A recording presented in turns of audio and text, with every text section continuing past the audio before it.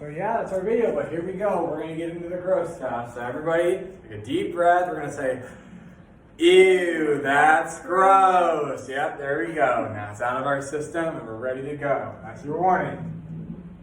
Okay, so this is a little bit hard to understand sometimes because it gets kind of niche, but basically, there was a disease called the plague, all right?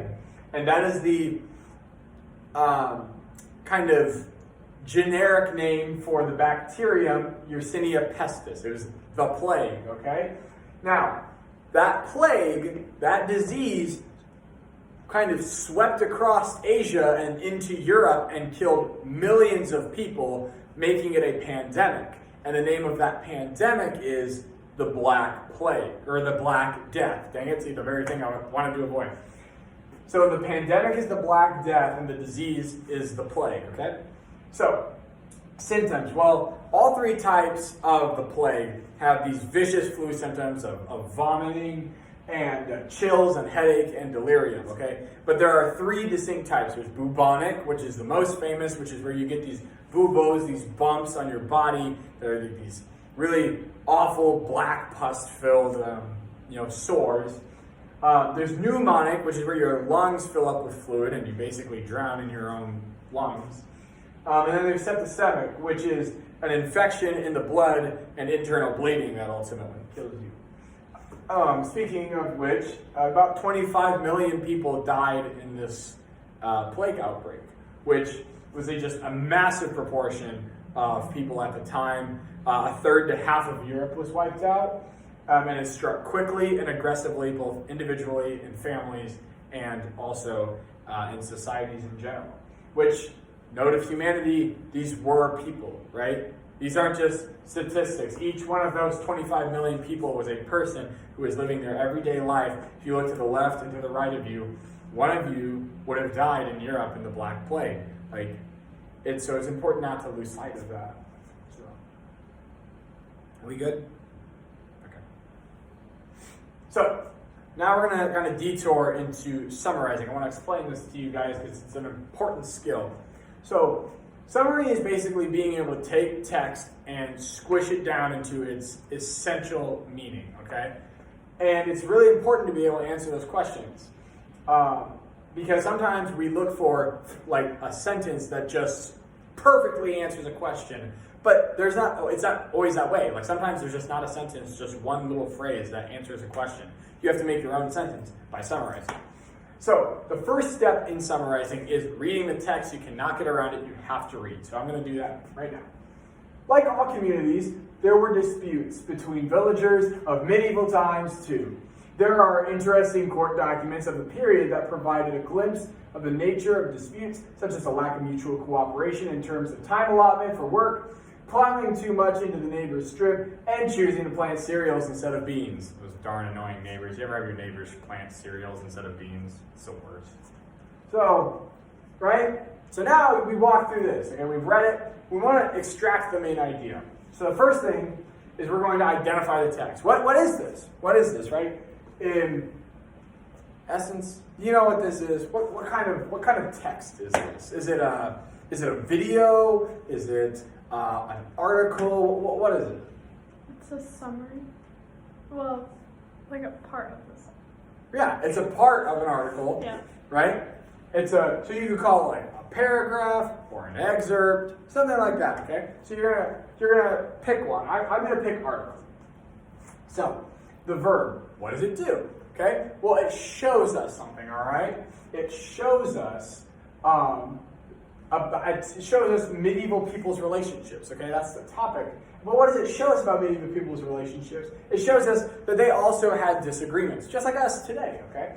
So, and what did they disagree over? You want to add supporting details. You have to flesh out that main idea to, kind of help illustrate to people what you're talking about. And the key detail for this one was the fact that the disputes were over farming practices. So I can say the article shows medieval people also had arguments. For example, they disputed over farming practices. Okay? So that is how we summarize. Now, back to the show. So I'll blaze through this one real quick. The plague, its origin, people basically know that it started in Central Asia. That's the consensus right now. In modern-day Kyrgyzstan, the mountains. It traveled along trade routes like the Silk Road, but it also traveled in boats and in caravans through fleas. The fleas carried the disease that bit humans, and that's what made us contract it. The fleas were on the rats that were in the boats and the caravans, and etc. And we took it with us. There is also spread through war. There's a famous story of a Mongol Khan who surrounds this town in Ukraine, and his army is just getting wiped out by the plague, while everybody inside the city is remaining safe, while putting it under siege. So what he does is he hurls the dead bodies of his plague-infested army over the walls, and he gets everyone sick, and the city falls, and then the plague hits Ukraine. So win-win, sort of. Win-loss. Definitely win-loss, but loss-loss. Then there's also just fear and ignorance. People did not know what was going on, and so they were like, I'll just outrun the plague, and it led to the plague actually spreading more. So yeah. Here it is. Here it is again. We have another one gross. We have another gross one, all right? So everybody say it with me. Ew, that's gross. There we go. All right, warning acquired. So, how did they treat it? The short answer is not well. They were pretty bad at treating the Black Death for the plague. So, this was stemming from two really inaccurate theories of medicine. First is humoralism, which is the idea that the body has 4 humors. And this is just a summary. It gets way weirder and worse and less scientific. But basically, there are 4 humors. There is blood, yellow bile, black bile, and phlegm. And when these are the 4 fluids in the body, and when they're out of balance, you get sick. Okay? That's the essential thing of it. And then there's miasma. Miasma was the idea that they knew disease was infectious. They knew that it could be carried from one person to another, or it could be transferred from different, in different spaces, but they didn't know how. And the theory was that there was bad air. So that's why there's the old wives' tale about holding your breath when you pass a cemetery, because until very recently, in terms of modern times in the 1870s, people thought that bad air is how people got sick. And so just to kind of illustrate this, I want to give you the leading theory in Europe at the time. So basically, here's their theory. The plague is this evil thing, right? And it obviously makes our humors all out of whack. It disbalances our humors. It gives us too much black bile. Duh. And why, though? The question is why? Why is it doing this? Well, here's the thing. Right now, astrology, serious science, all right? So we're in the time of Aquarius, which is a wet season, all right? It's wet. It's a wet thing. However, Mars, Saturn, and Jupiter, which are all dry and hot, they are in a conjunction. And that conjunction is sending a massive, evil, heat wind across Europe, which is carrying the evil plague that's going to knock our humors out of whack. And that, my friend, is what's causing everyone to get sick. And it's because God is mad. And that was the leading theory at the time in Europe. So needless to say, we were not going to be able to treat this well. So, strategies to combat the Black Death, right? Most of them were not effective. Quarantine was. In fact, quarantine, the name originates from this period where Italians would make people spend time alone for 40 days, quarantine, and so that's where the name actually comes from, and that was effective. People who did Catholic ceremonies because they thought maybe, if God's mad, maybe we can placate him and make him stop being mad and he'll stop doing this to us. They also blamed vulnerable populations. There was a lot of anti-Semitism at the time, so people thought that it was the fault of the Jews that this was happening. And then, like we said earlier, they would leave. People would just leave and take the plague with them because they thought they could outrun the bad air. To treat the plague, they tried to bloodlet or force good vomiting, they called it, to kind of expel, red blood and yellow bile. They also, because that was the bad air that was causing the disease, of course, they would have herbs, really strong smelling things to kind of stave off the disease-ridden air. And animal cures. So, and this is the most logical one. So what they did was they plucked the butt of a chicken of all of its feathers, and then they strapped the chicken to your buboes, because obviously the chicken would suck the infection out of you. So yeah, this was the leading science at the time. Nobody knew what was happening. Okay? So, now, I want us to do this one together, right? So I showed you how to summarize, except for the time when I put Essence on the spot. Sorry about that, Essence. But this time, I want us all to do this together, okay? So, what do we know? Look back at our summarizing tips, and we're going to walk through them, okay? So the first step is read through it. That's right, okay? So, another attempt at a cure was to find and kill a snake, chop it into pieces, and rub the various parts over swollen buboes. The snake, synonymous in Europe with Satan, was thought to draw the disease out of the body, as evil would be drawn to evil. Okay, now, the first thing that we're going to need to do is we're going to have to identify the text, okay? So, what kind of text is this? Does anybody know? You have any ideas? Yes. Yeah, okay, that could work. We could, anyone else? Okay, yeah, okay. We'll just say a paragraph, okay? So, the paragraph. That's the first thing we have to know, all right? So, the paragraph. Okay, now what does it do? Okay, is the paragraph arguing something? Is the paragraph telling us something? Essence, what's the paragraph doing? It's telling us something. It's telling us something, right? And then the question then is the topic and the main idea. What is it telling us? So, do you have any ideas? What is the paragraph telling us? Without just saying the paragraph again. Do you have any ideas? Any idea? Okay, yes. Right, okay, it's talking about a cure, okay? It's talking about how to cure the Black Death. With what? With what are we curing it with?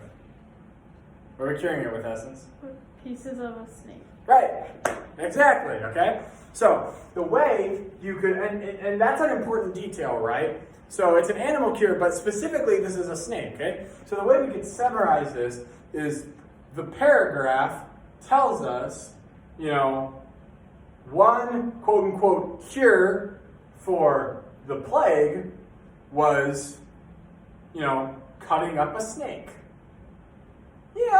That's a little crazy, right? You know what I mean? That's a little crazy. But the point is, we know how to summarize this, okay? So good job, guys. Now we did that together. So, we posted this. We're not going to have time to go over this. But it's really interesting to learn about the plague doctors. So I highly recommend you go look at this after. And just kind of indulge in kind of the absurdity of the plague doctor kind of outfit and all that good stuff. And then we're going to skip the video, but I want to hone in on how the Black Death changed Europe, because this is the fundamental thing that we need to take away, right? How did the Black Death change Europe? First thing, 3 factors helped lead to the decline of feudalism, right? The Black Death was really important, but also the rise of professional armies and the growth of towns was really important as well. So, the first major effect is the Black Death killed millions. Like I said, it wiped out between a third and half of Europe. And here's the thing, we learned about feudalism. It relied on these relationships, right, between people. And when you have this large workforce, right, people, the peasants needed the lords more than the lords needed the peasants. They could just have the peasants do these menial jobs. There wasn't a lot of need for technological development because they were just doing this farm work, right? Well, after a ton of workers die, now all of a sudden the lords needed the workers more than the workers needed the lords. The workers could say, hey, I want better pay, I want better quartering, and I want to have the right to leave whenever I want. And if the lord says no, then the peasant can say, that's tough, because that lord over there wants me, and he'll give me what I want. So then he leaves. And so what you actually have is a rising of living standards across Europe, and eventually what lays the groundwork for the Industrial Revolution, because, this broke the back of feudalism, right? But not only was there a lack of labor, but there was a desire to understand what the heck happened. And so scientific development started kind of getting pumped up again, because we needed to make up for the losses of these things we could no longer do. There weren't enough people to just do these menial, so we needed to come up with ways to make things easier with less people, because we had the same amount of land. And then also fear of the unknown led to anti-Semitism in Europe, and also just a lot of fear in general of the others of society. And also a lot of distrust of the church. The church didn't have any really good answers for what the heck just happened. And during the time of the plague, of the Black Death, they seemed completely unable to do anything about it. And so there was a lot of undermining of the authority of the church in Europe, which in part kind of showed some cracks that could eventually be exploited by the Protestant Reformation 300 years later. So yeah. Now, here's what we're going to do. Okay? So, we have learned how to summarize. We have learned about the Black Death. So what I want you guys to do is remember our learning objective. It says, explain how at least one effect of the Black Death interacted with at least one historical factor to bring down a part of medieval society. Okay, that's a little bit of a typo there. So what you're going to do is, this time, your text isn't going to be a paragraph that I selected for you. It's going to be your guided notes. The guided notes are your text, okay? And I want you to refer back to the rules of summarizing that we've learned. Grab a piece of paper, and then either draw a summary or write a summary. Or if you have a different idea, you can ask me or Mrs. Brandt. Run it past us quick. But show us that you know how to summarize, and what you're going to summarize is how at least one effect of the Black Death interacted with at least one historical factor to bring down a part of medieval society. So that is what I'm going to cut you guys loose to do for the rest of the class. Thank you so much. I am going to be available to answer any questions you guys want. I'm here to, like I said, you guys can run anything past me you need to. So, but yeah, thank you guys.